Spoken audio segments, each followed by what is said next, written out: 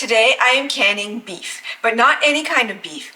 Beef stroganoff. So somebody who watches my videos told me that they had canned some beef stroganoff. I thought, oh, that must be good. So of course I looked it up and I did find a recipe, and today that's what we'll be doing. So what is beef stroganoff? With the Communist Revolution of 1917 and then the Civil War that happened soon after, a lot of the Russian families fled their country to China, and with them they brought their beef stroganoff recipe. In Russia, beef stroganoff is typically served with potatoes, but in China, of course, they were serving it with rice and noodles. Eventually, these Russians made their way to America, bringing their taste for beef stroganoff with them.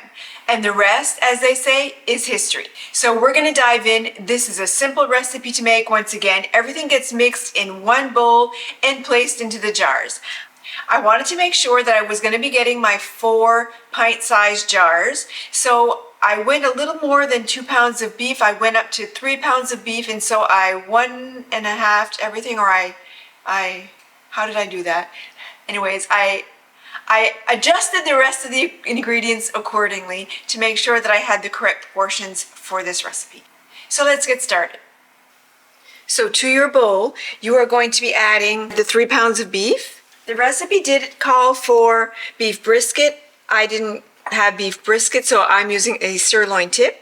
1.5 cups of sliced mushroom, 1.5 cups of diced onion, 3 cloves of garlic sliced, 3 teaspoons of thyme, 3 teaspoons of parsley, 1.5 teaspoons of ground black pepper, 6 tablespoons of tomato paste, and 6 tablespoons of Worcestershire sauce. Worcestershire? I cannot pronounce that word. Worcestershire sauce. The beef broth is later for canning. So now we're going to stir this together until it's well combined. Once your ingredients are well combined, all that's left to do now is to put this in the jar. So now we fill our jars. My canner is heating up on the stove. My jars are nice and warm, and I have also heated up my broth. You want to fill your jars, leaving a 1-inch head space from the top of your jar. You want to pack this down fairly tightly. You won't be needing a lot of broth, maybe somewhere, a few teaspoons, tablespoons per jar. That's it. Now this isn't going to make you a nice, thick and creamy sauce. See, that magic will happen once you open your jars after they've been processed and you want to serve it. You can't thicken it thinking you'll save time. It's not safe to use any kind of thickening agents in your jars. Once you have your 1-inch head space, you're going to backfill your jar with your broth. And you're going to use a tool, a debubbling tool, to bring that broth down to the bottom of your jar. You don't want any pockets, air pockets in there. It could cause your jar to break. So make sure that you distribute the liquid all the way to the bottom of your jar. And then readjust your liquid to 1-inch headspace after you've debubbled.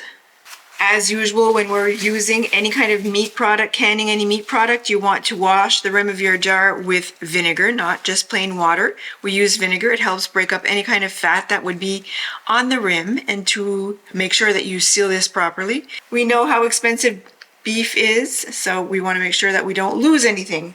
So you place a new cap on top of your jar. Always use new caps. Don't reuse these unless it's just to store in the fridge. But for canning, always a new cap. And your ring fingertip tight on your jar. And then we transfer this over to the canner. So just continue these steps until all your jars are full.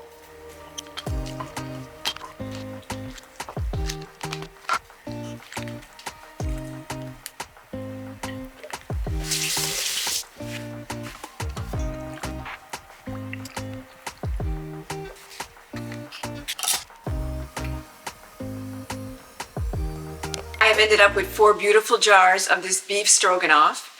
So now that they're in the canner, we're going to increase the heat. We're going to put our lid on top. You should always check your vents and make sure everything is moving properly. And we're going to seal our pot. Make sure to follow the instructions that came with your canner, because every canner can be a little bit different. So now we got to get this boiling nice and hard before we move to any other steps. So let's get that going. Now that our pot has come up to a good hot boiling temperature, this button has popped up, so that's a good sign. We need to time this for 10 minutes. So now we're venting our pot for 10 minutes.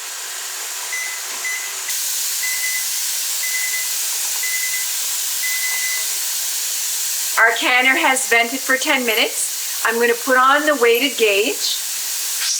It's going to get a lot quieter. So I need to bring my pot up to 11 pounds of pressure. That's because I have a dial gauge and I live at sea level, so I can at 11 pounds of pressure. Just be sure that you can at the pressure and the time that is appropriate for the altitude where you live. You can always Google if you're not sure what your altitude would be. This is a very important step in safe canning. So the dial is now going to start going up because we're building pressure in our pot, and this goes fairly quickly, so make sure that you keep a close eye on your pot during the process. So I'm going to gradually reduce the heat. I'm not quite at 11 pounds of pressure yet, but I don't want it to boil out of control, so you just gradually reduce the heat a little bit. This is starting to rock, so I'm pretty close. This is a 10-pound weighted gauge, so it's normal that it's rocking before I get to 11 pounds of pressure. So I am now at 11 pounds of pressure. So for your pint-sized jars, you want to time this for 75 minutes.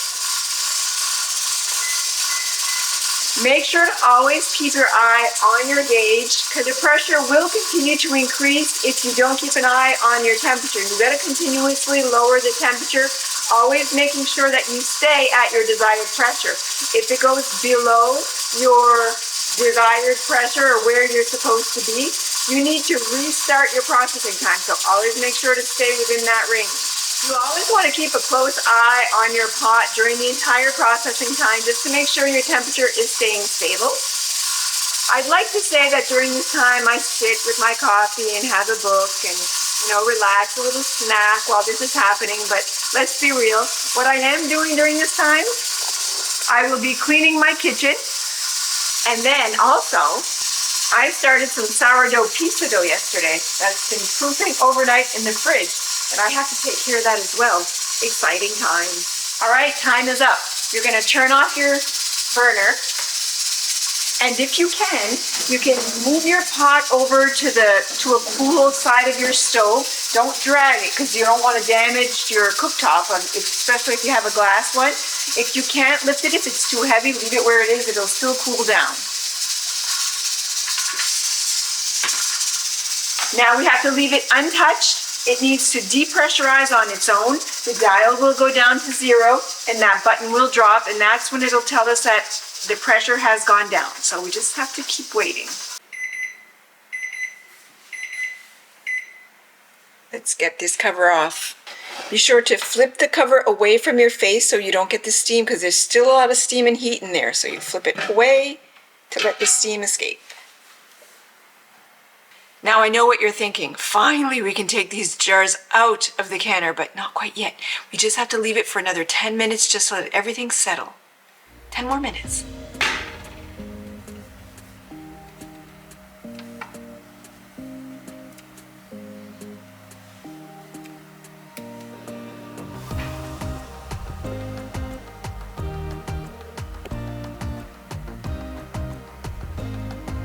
There you have it, beef stroganoff in a jar. So once you're ready to eat your canned jar, the way to prepare it is to put it in a saucepan, mix together some cornstarch and some water, or some flour and some water, and put it in, stir it in, whisk it in so there's no lumps. And this is going to create a nice thick sauce to pour over your mashed potatoes, your pasta, however you like to eat it. Now, you always, as usual, leave your jars untouched for 24 hours. Don't move them around, don't jiggle them around. Once that 24 hours are up, be sure to remove the ring. Don't store it with your rings on top, and be sure to write what's in your jar and when you canned it. Sometimes we forget how long things are there, or maybe they won't last that long, but just in case. These can stay stored in a nice, dry, dark environment for up to a year, maybe even more. I've eaten things past a year, but the recommendations are for 1 year. If you've enjoyed these meals in a jar, be sure to check out these other 2 meal in a jars that I've had. I have a chicken curry and a chicken in gravy. The weather is great. The sun has finally come out. I have some yard work to do. I gotta get out there and do that. I hope you've enjoyed this video. I hope you enjoy my content. If you do, give it a big thumbs up. Don't be shy, subscribe, and be sure to check back again soon to see what other content I will have coming out.